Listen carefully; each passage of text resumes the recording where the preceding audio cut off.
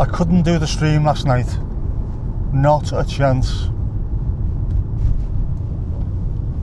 Absolutely aching all over. Sore knees, sore ankles, loads of cramp, and I didn't walk any further than I normally walk going to the match. It wasn't as cold as it has been lately.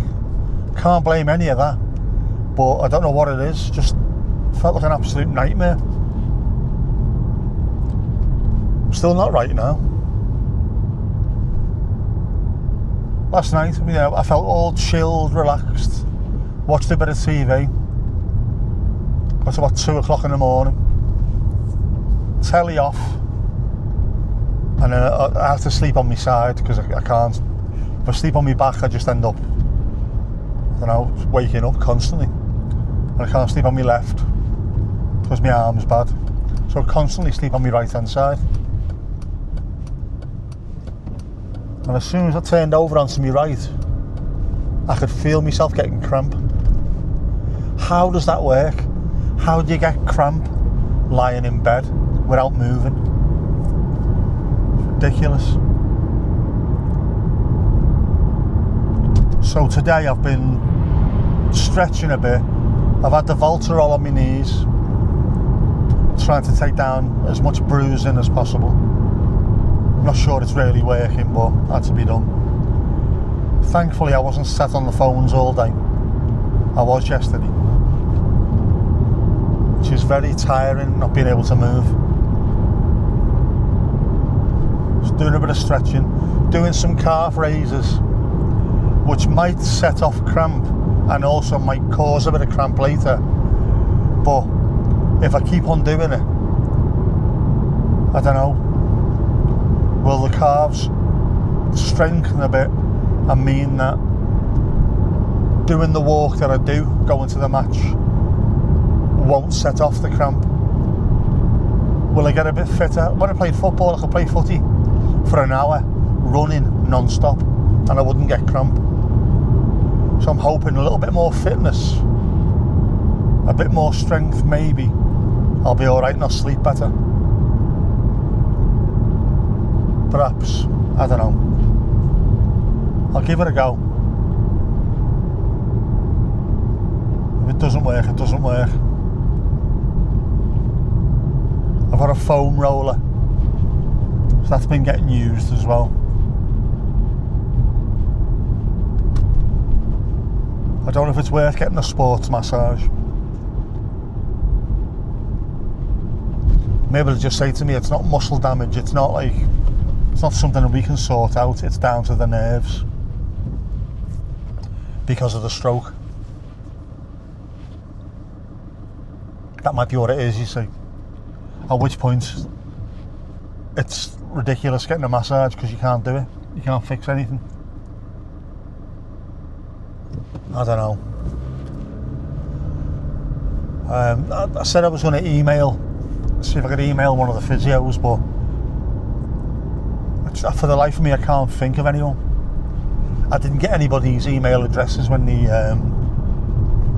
were sorting me out, because I was seeing them on a almost daily basis. It was only when I got signed off and then I had to go to the physio and the occupational therapists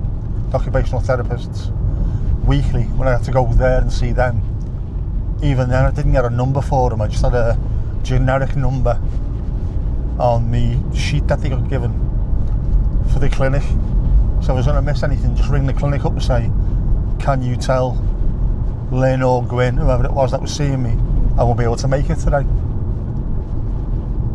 And of course I got signed off, so I haven't even got that paperwork anymore. The physio that my dad used to know,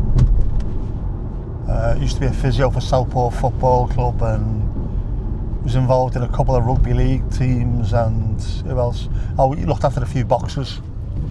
Really good physio, but don't know what he's doing these days. I don't know how expensive it'd be as well. Can you have a look? Will this do me any good whatsoever? Don't want to spend a fortune to be told Not really going to help you, this lad.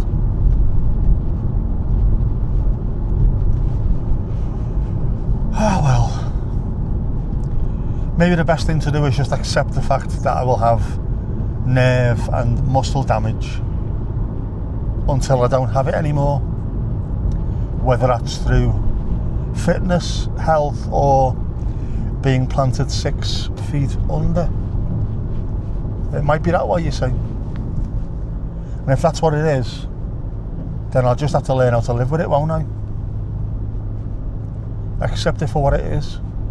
But in the meantime, I will continue doing my walking. I will continue doing the stretches. Once the weather gets a little tiny bit better, dries off a bit, I'll get the ball in the back garden again, get back to kicking that a little bit.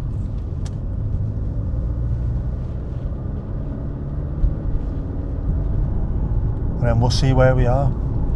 Like I said on the last stream, my plan, I don't have a New Year's resolution, so my plan every year is to end the year in a better position than I started it.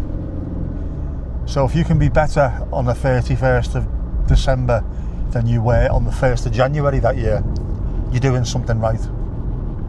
And I would like to think that every year since I've come home, I have been better. Things have improved. I might get a little bit annoyed and frustrated at times with the pace of it, thinking that maybe it should be quicker, but you know, these things take as long as they take, don't they? So as long as I'm doing that, as long as that's improving every year, I would say that's better than nothing, isn't it? I think so anyway.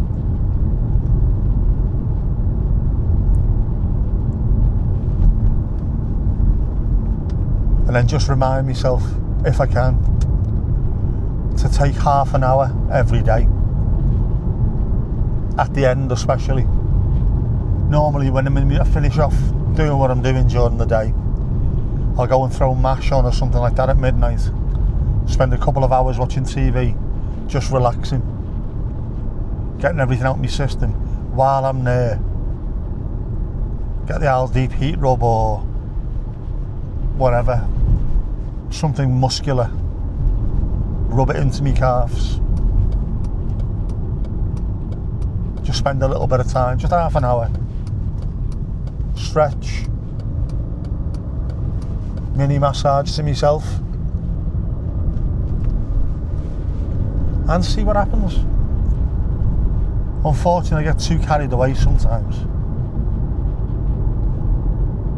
My mind goes just off on tangents, keeps running away with itself. Most of it's down to frustration as well, which I know, I understand. What can I do instead of playing football? What can I do instead of playing on the PlayStation? What can I do instead of playing guitar? All the time I'm thinking about stuff like that. I'm not getting anywhere, but I'm still thinking about it.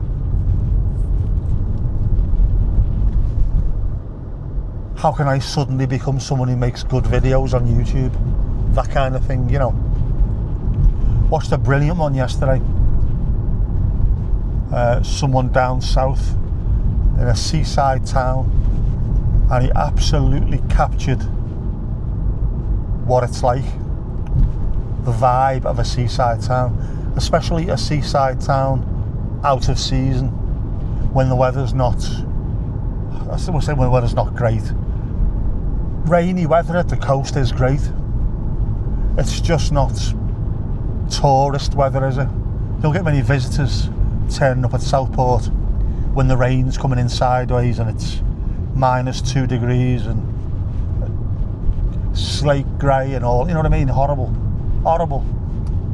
But that's exactly what the place is like. I find that invigorating. Living in this town when it's out of season, going down the beach when it's cold and windy. If that doesn't wake you up, nothing else will. And he captured it beautifully. And I am going to steal the idea. I apologise in advance.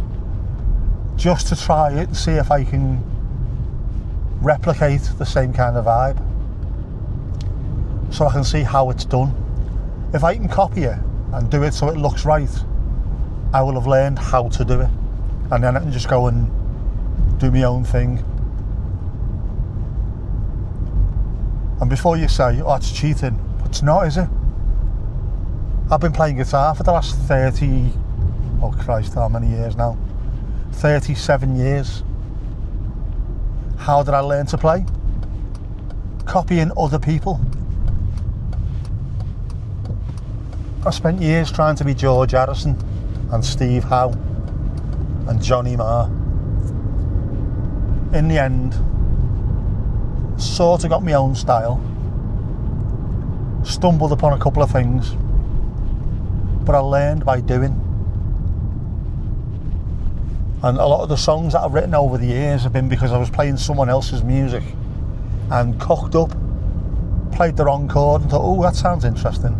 Let's carry on with that instead. Like those little Bob Ross happy little accidents.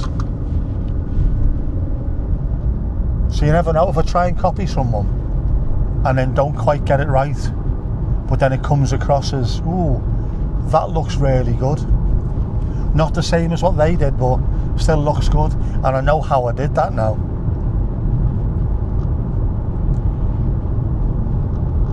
If I can't pick up a guitar, then maybe the camera is the other thing. It's the next best thing, isn't it? Difficult to do one-handed, but it can be done. Especially with the Osmo Pocket 3.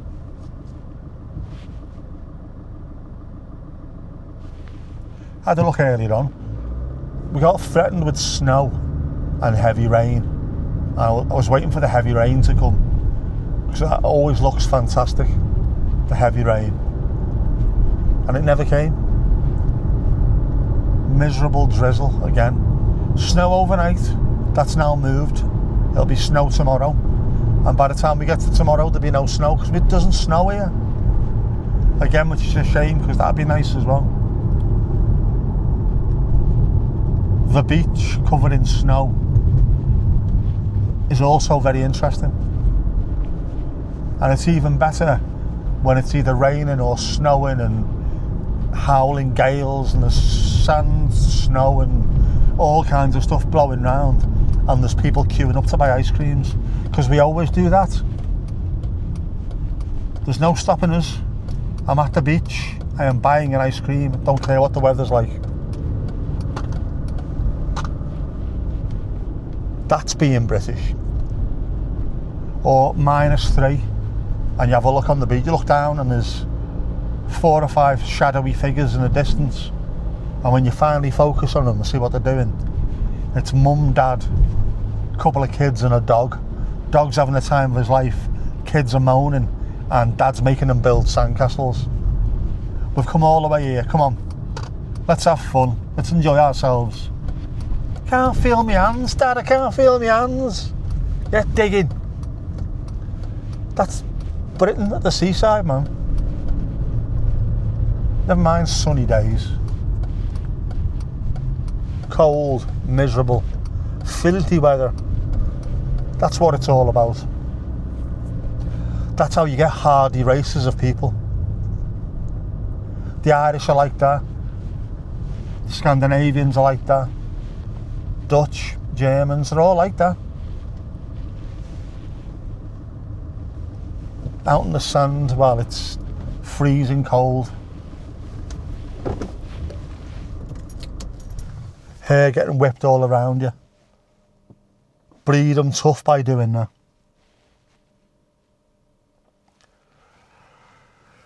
Here's where I go in the house and it snows. Watch this space, watch this space.